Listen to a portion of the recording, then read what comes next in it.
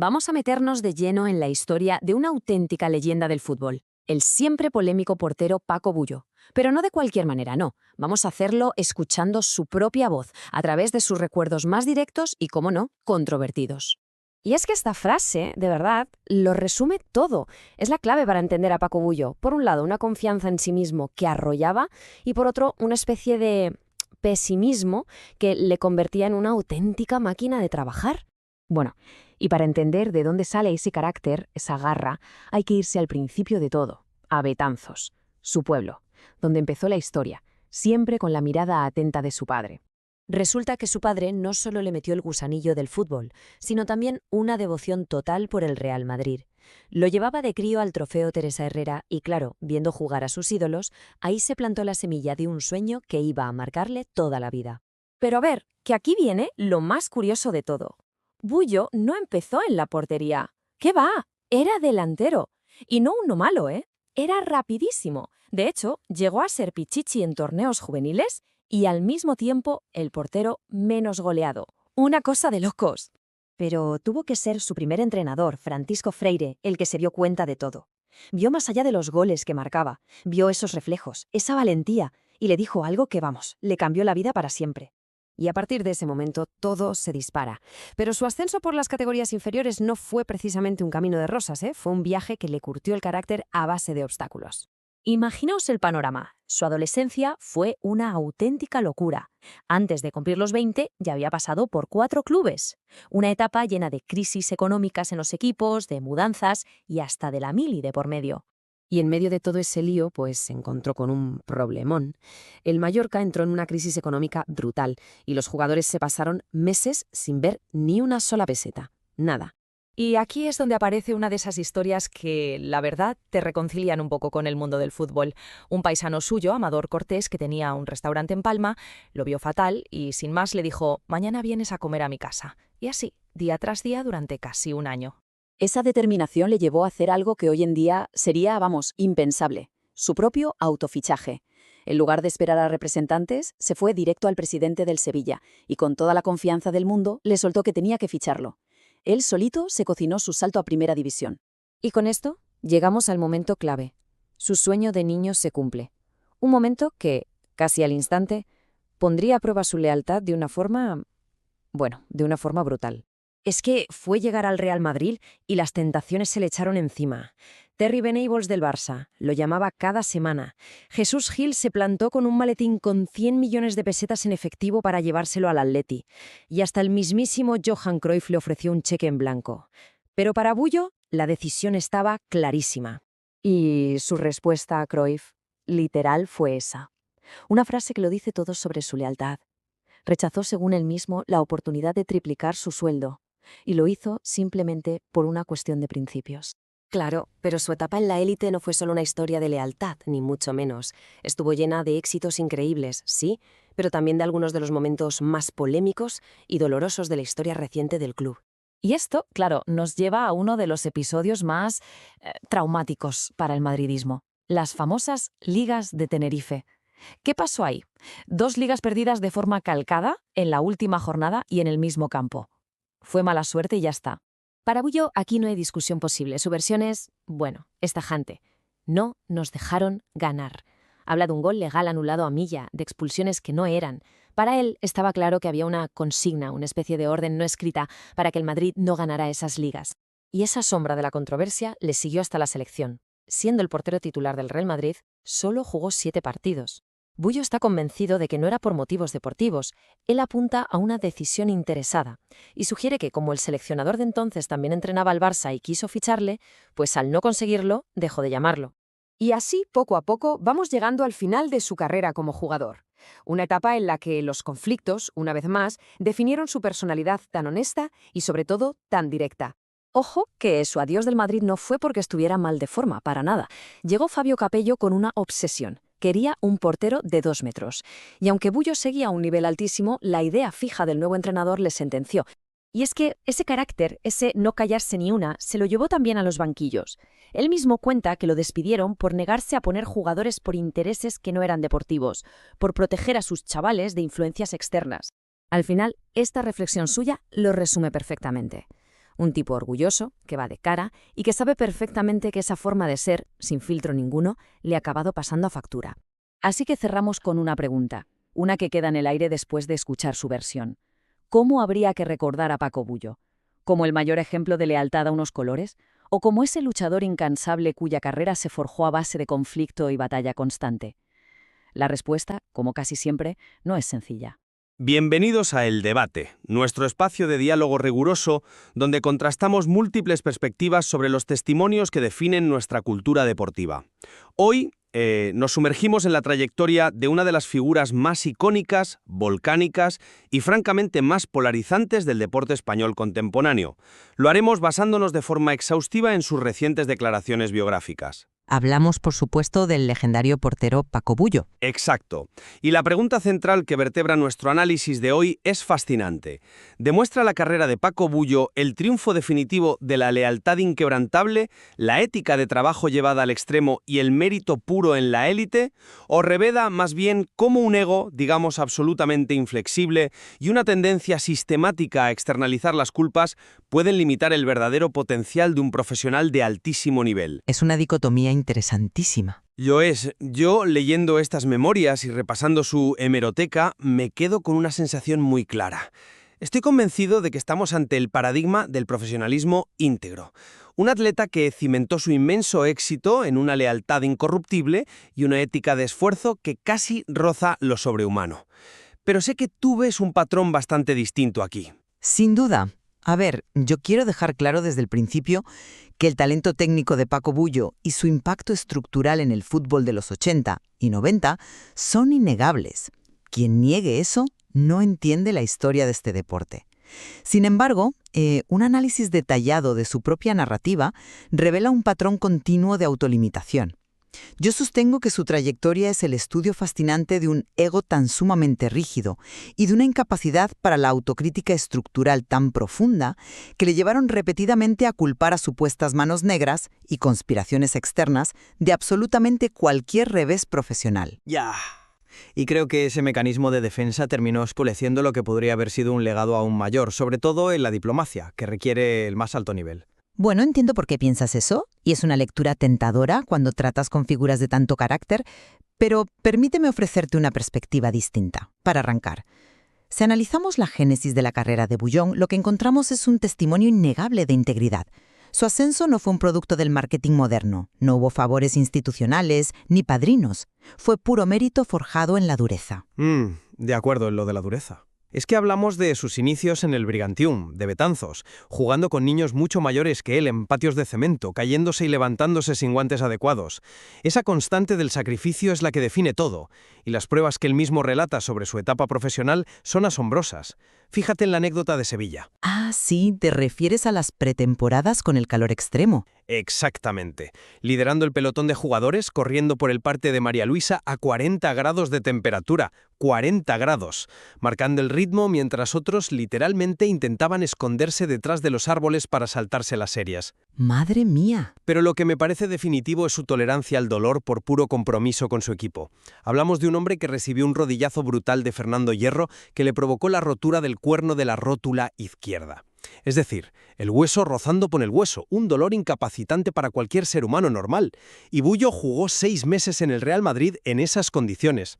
Relata cómo en la consulta médica se ponía a saltar por encima de las sillas para engañar al cuerpo técnico y demostrarles que era apto para jugar, simplemente porque no quería abandonar al equipo. Esa épica no se puede fabricar. A ver, es que nadie en su sano juicio te va a negar que entrenara duro o que tuviera una tolerancia al dolor que roza lo espartano.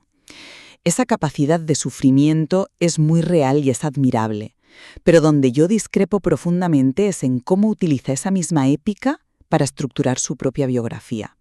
Está tan teñida por un ego hipertrofiado que le impide procesar el rechazo o la evolución del deporte de forma objetiva. ¿A qué te refieres exactamente con falta de objetividad? Por ejemplo, cuando se le pide en estas memorias que se compare con porteros históricos, Bullo se sitúa sistemáticamente por encima o como poco en un empate técnico con figuras de la talla de Iker Casillas, Andoni Zubizarreta, Luis Arconada o Thibaut Courtois. Nunca admite que alguien pudiera ser sencillamente mejor o más adecuado para un sistema. Hombre, un deportista de élite necesita esa autoconfianza irracional para sobrevivir en la portería del Santiago Bernabéu. No puedes dudar de ti mismo. Autoconfianza sí, ceguera selectiva no. Lo verdaderamente revelador es su incapacidad para asumir responsabilidades cuando las cosas no salen a su manera. Si pierde la titularidad en el Real Madrid al final de su carrera, no es porque la edad no perdone o porque haya un entrenador nuevo con otras ideas. Según él, es porque Fabio Capello le tenía celos. Celos de que el público coreara el nombre de Bullo en lugar del de Bodo Illner. Bueno, Capello era un técnico particular. Y no solo eso, años después, cuando sale de la cantera del Real Madrid como entrenador, lo achaca todo a oscuros intereses de representantes y directivos como Jorge Valdano. Siempre, invariablemente, hay un factor malicioso externo. Nunca hay una deficiencia propia ni una lectura táctica de la situación.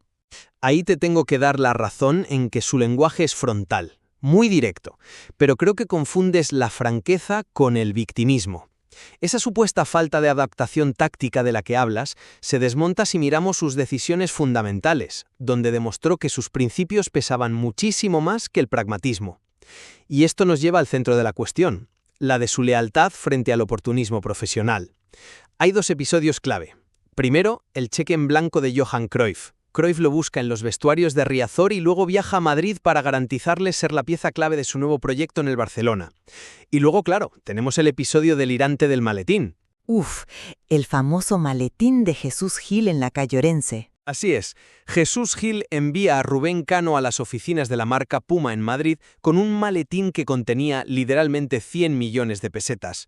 Hay que poner esto en contexto para quien no conozca la época. 100 millones en los años 80 era una cantidad que te resolvía la vida a ti y a tus nietos. La idea era convencer a Bullo para que se acogiera el famoso Decreto 1006. Ese decreto permitía a un deportista profesional rescindir su contrato unilateralmente, depositando una indemnización, abriendo la puerta a cambiar de club sin acuerdo previo. Bullo rechazó el maletín de plano. Sí, es una historia impactante. En un mundo del fútbol donde el dinero dicta el 90% de las carreras, él demostró una moralidad deportiva que hoy nos parecería anacrónica. Él prefirió ser fiel a la afición del Real Madrid y a su palabra por encima de triplicar su sueldo. Eso es tener un sistema de valores insobornable. 100 millones era una barbaridad desde luego, y el gesto de rechazar a Gil tiene su mérito, no lo minimizo en absoluto. Pero vamos a desgranar la oferta de Cruyff, porque creo que aquí la anécdota sirve perfectamente para alimentar su propio mito y esconder un terror a la evolución táctica. ¿Terror a la evolución táctica? Me parece un poco fuerte. Analicemos la propia oferta que Bullo describe. Cruyff le dijo textualmente: o te vienes conmigo o voy a terminar poniendo a un jugador de campo de portero. Y lo fascinante es que Cruyff cumplió su palabra poniendo a Carles Busquets, un portero que, como el propio Bullo admite con cierta sorna, no era tan bueno con las manos, pero era excelente con los pies. Claro, porque la función principal de un portero es parar, que es lo que Bullo hacía de maravilla. Pero es que el fútbol estaba cambiando radicalmente, y él no quería verlo. Cruyff estaba revolucionando la figura del portero, exigiendo un dominio absoluto del juego de pies y la capacidad de actuar como líbero adelantado en la salida de balón. Bullo, al rechazar esto, evitó tener que readaptar todo su juego a un sistema táctico que lo habría expuesto brutalmente a cometer errores en la fase de iniciación. Se escudó en el madridismo y en el romanticismo de la lealtad, y vemos exactamente este mismo patrón de incapacidad de adaptación años después con Capello. A ver, explícame eso. Capello quería un portero de 2 metros que dominara el área por alto, porque esa era la tendencia del fútbol europeo en los 90 tras la nueva regla de la cesión. En lugar de entender que el fútbol evolucionaba hacia perfiles físicos y tácticos distintos, Bullo lo reduce a un problema de patio de colegio, diciendo que Capello le tenía celos. La lealtad fue su escudo para no enfrentar su propia obsolescencia táctica ante entrenadores que estaban cambiando el paradigma. Hombre, no me puedes decir que Bullo estaba obsoleto tácticamente cuando él mismo y los cronistas de la época señalan que era un portero avanzadísimo. Salía del área, anticipaba balones a la espalda de la defensa como un líbero mucho antes de que se pusiera de moda. Pero esa misma firmeza en sus convicciones, que tú llamas rigidez táctica, es lo que explica lo que ocurrió en la selección nacional. Fíjate en los datos fríos. Bullo fue convocado unas 60 veces a la selección absoluta de España. En ese periodo ganó la Liga múltiples veces, se llevó el trofeo Zamora al portero menos goleado y, sin embargo, apenas fue titular en 7 tristes ocasiones. Su exclusión de la lista del Mundial de México 86 es sencillamente incomprensible. Fue una decisión de última hora de Miquel Muñoz, sí, bastante polémica. Totalmente. Pasó de estar en la convocatoria un viernes a estar fuera el lunes siguiente, sin mediar lesión. Es una anomalía que clama al cielo. Y luego vino el ostracismo total durante la época de Javier Clemente. Bullo tiene motivos absolutamente fundamentados para afirmar que las represalias políticas en los pasillos de la Federación y los intereses de poder institucionales frenaron su carrera internacional. No olvidemos las gravísimas tensiones entre las directivas del Real Madrid y la Federación de Ángel María Villar. Su queja aquí no es el victimismo de un jugador menor, es la frustración genuina de un purista del mérito que ve cómo las dinámicas políticas superan al rendimiento objetivo en el terreno de juego. Pero fíjate en cómo él mismo narra su paso por la selección, porque es un estudio psicológico de primer nivel. Cuando relata su convivencia con Luis Arconada bajo las órdenes de Vicente Miera, cuenta con orgullo cómo en los entrenamientos saltaba 300 veces sin cansarse solo para apretar a Arconada, asumiendo su rol de agitador, para que el titular no se relajara. Hasta ahí te lo compro. Parece una mentalidad competitiva feroz y admirable. Sin embargo, su marco mental colapse por completo cuando se trata de Andoni Zubizarreta. Porque consideraba, con argumentos de peso, que sus números en el Madrid eran superiores a los de Zubizarreta en ese momento. Ya, pero no puede dar el mosque táctico. Bullo es completamente incapaz de reconocer que Zubizarreta era objetivamente el portero que mejor encajaba en el esquema de los seleccionadores de aquella época. Zubizarreta aportaba sobriedad, un posicionamiento milimétrico y una tranquilidad que apagaba incendios, mientras que Bullo era eléctrico, espectacular y a veces volcánico. En lugar de aceptar esa preferencia técnica, ¿qué hace Bullo? Construye una narrativa asombrosa. Llega a afirmar que la única razón por la que no jugaba en la selección era porque el entrenador quería ficharlo para el equipo que entrenaba a nivel de clubes. Bueno, las comisiones y los fichajes dirigidos existían. Pero prefiere inventar una conspiración de mercado rocambolesca antes que aceptar mirarse al espejo y decir que Zubizarreta encaja mejor en este sistema que yo. Un profesional de élite debe tener confianza, por supuesto, pero catalogar sistemáticamente a entrenadores de la talla de Clemente de inventarse cosas sin un gramo de autocrítica muestra una ceguera enorme. Creo que subestimas el contexto histórico del fútbol español de los años 80 y 90, al tildar todo de teorías de la conspiración. Bullo no se inventa el ecosistema de aquella época, y esto es crucial cuando analizamos cómo procesa la derrota, especialmente las famosas ligas perdidas en Tenerife en el 92 y el 93. Cuando él valida las sospechas sobre factores externos, está hablando de una realidad histórica documentada en la prensa, no son fantasmas. Estás hablando de los arbitrajes de Gracia Redondo y Celino Gracia Redondo. Exacto, de la actuación arbitral. Él menciona los goles legales anulados, como el clamoroso gol de Luis Milla, que entró casi 1 metro en la portería y fue invalidado. Menciona los penaltis no señalados por despejes flagrantes con la mano dentro del área a 10 metros del árbitro. Y por supuesto aborda la cultura de las primas a terceros por ganar, los famosos maletines que circulaban al final de la temporada y que adulteraban la competición a plena luz del día. Bullo sostiene, con toda la razón del mundo, que con herramientas modernas de justicia deportiva como el VAR, la historia de aquellas ligas y del propio mito del Dream Team de Cruyff sería radicalmente diferente. Reclamar justicia ante una competición que presentaba irregularidades arbitrales tan groseras no es rehuir la falibilidad propia, es tener la honestidad intelectual de señalar que estabas jugando en un terreno de juego completamente inclinado. Esa es precisamente la trampa de la narrativa. Coge un elemento real, como el ruido del entorno, los malos arbitrajes, los rumores de primas, y lo utiliza como un escudo protector inexpugnable. Vamos a aterrizar esto y a situarnos en el césped en el partido del 92. Quiero que te imagines la escena del tercer gol del Tenerife, el gol que les cuesta la Liga. El Real Madrid necesita ganar. El empate no les sirve porque tienen perdido el goleveraje particular, esa regla de desempate directo con el Barcelona. Minuto 80 y tantos. Hay un pase atrás de Manolo Sánchez hacia Bullo. Lo lógico, lo que te enseñan en el primer día en cualquier escuela de porteros, aunque un pase comprometido, es mandar el balón a la grada o ceder un córner para reorganizar a la defensa. Pero necesitaban marcar un gol. Sacar el balón rápido era vital en ese momento. Claro, esa es la excusa perfecta. Bullo explica que, en su afán por sacar rápido y buscar el gol de la victoria, intentó bloquear el balón con un escorzo casi imposible. Falla de manera estrepitosa. El balón queda muerto en el área pequeña y Pierre marca a placer el 3-2 definitivo. Es un error de cálculo gravísimo. Es un exceso de confianza técnica en el peor momento imaginable de la década. Sin embargo, ¿qué hace Bullo en su relato? En lugar de decir sencillamente «me equivoqué», quise hacer una genialidad, tomé una decisión precipitada que nos costó un título, argumenta que fue un infortunio intentando salvar a Sanchit de su mal pase. Se envuelve en la bandera del héroe salvador que asume riesgos por el bien mayor de la institución. Y acto seguido, en el mismo párrafo, vuelve a hablar de las primas del Tenerife.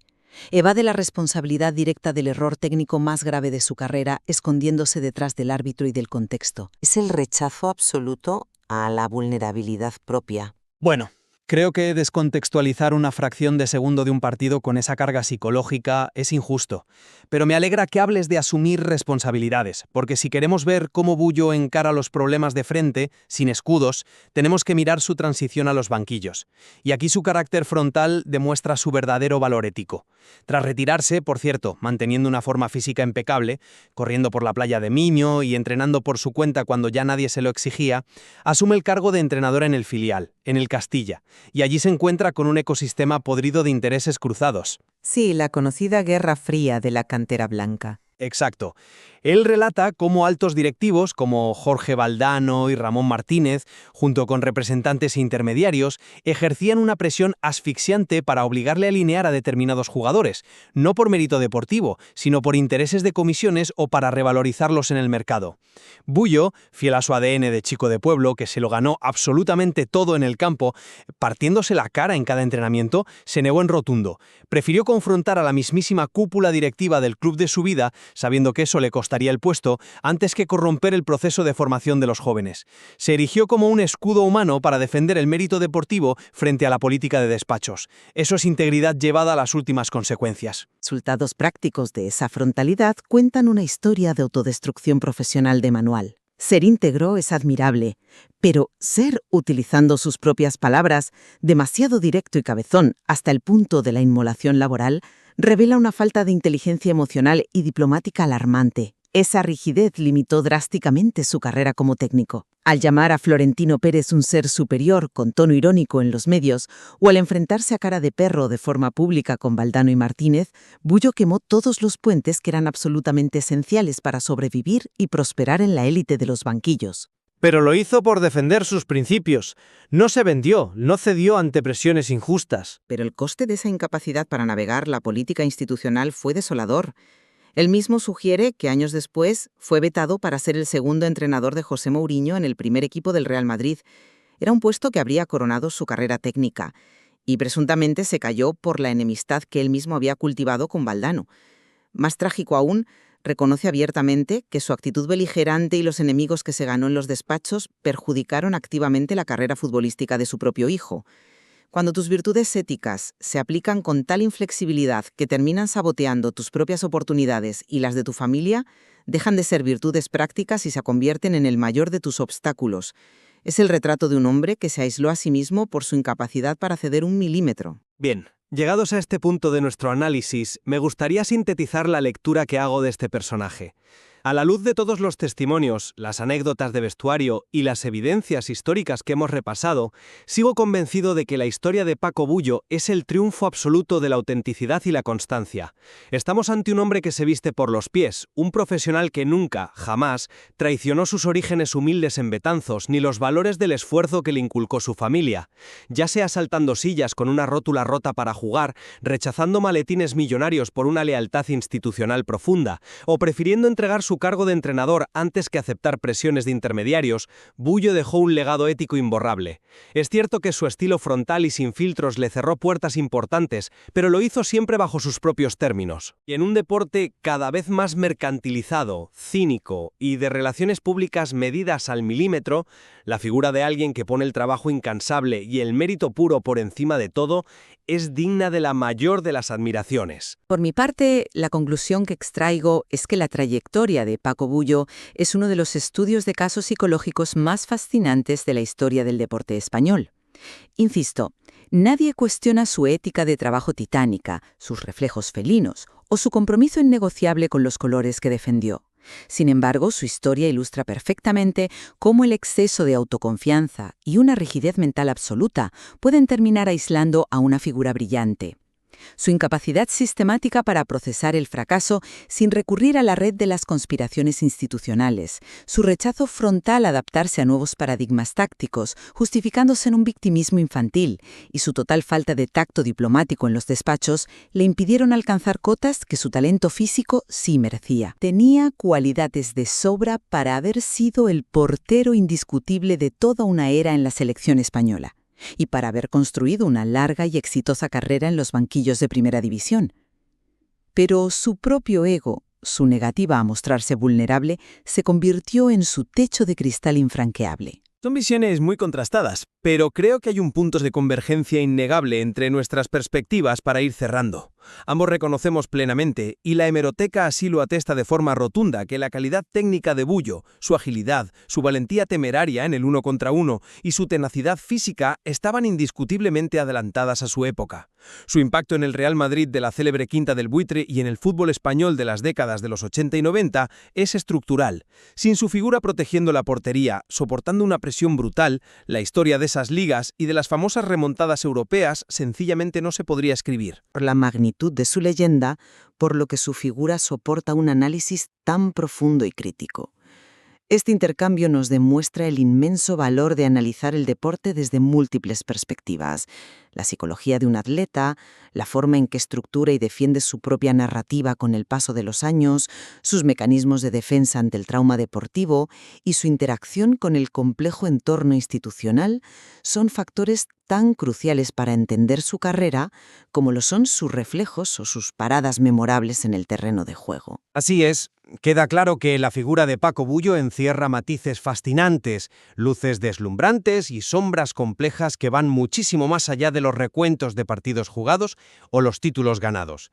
Invitamos a quienes nos escuchan a seguir explorando la riqueza de este histórico guardameta en las fuentes originales, a cuestionar siempre las narrativas preestablecidas, ya sean de victimismo o de heroísmo absoluto, y por supuesto a formar su propia conclusión basada en el rigor y en el análisis de los matices. Gracias por acompañarnos en este intenso intercambio de ideas.